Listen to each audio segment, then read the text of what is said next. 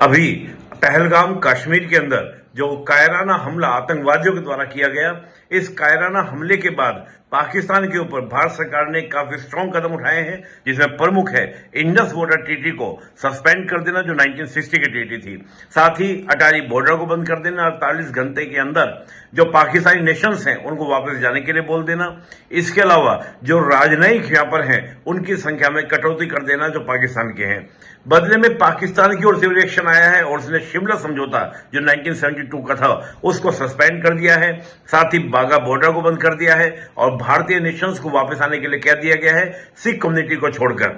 ये विशेष बात ध्यान देने की है। और इसके अलावा हम देखें और भी बहुत सारे कदम जो है, जैसे आपका जो व्यापारिक समझौते थे या व्यापारिक जो लेन देन हुआ करता उन सबको रोक दिया गया है।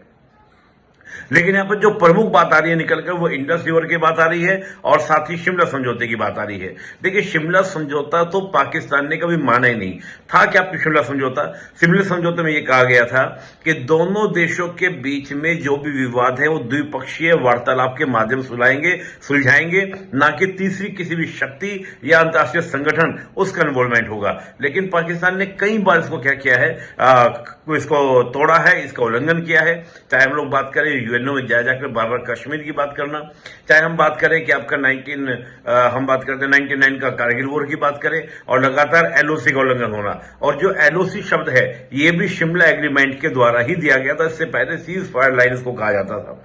शिमला समझौते में बात यह हुई थी कि जो पाकिस्तान के 97,000 सोल्जर्स को हमने जो सरेंडर कराया था वो हमने उसको रिटर्न किए थे। साथ ही 13,000 हेक्टेयर की जो क्षेत्र था वो हमने ऑक्युपाइड किया था, वो हमने पाकिस्तान को वापस किया था। आज पाकिस्तान ये कह रहा है कि हम उसको तोड़ देंगे। हालांकि मैं ये कह रहा हूं कि वो पहले से ही टूटा हुआ है, जो कई बार उसका उल्लंघन ऑलरेडी पाकिस्तान कर चुका है।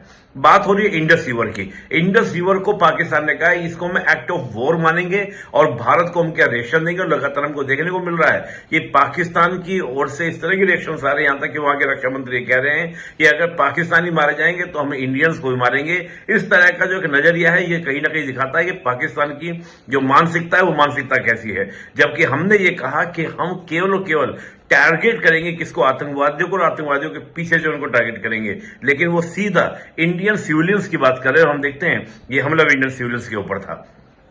साथ ही बात आ रही है कि चीन ब्रह्मपुत्र का पानी बंद कर देगा। मुझे ऐसा नहीं लगता कि ब्रह्मपुत्र का पानी चीन पाकिस्तान के सपोर्ट में करेगा। एक तो क्या है कि ब्रह्मपुत्र के पानी से दो देश आपके जुड़े हैं, भारत और बांग्लादेश, तो मुझे नहीं लगता।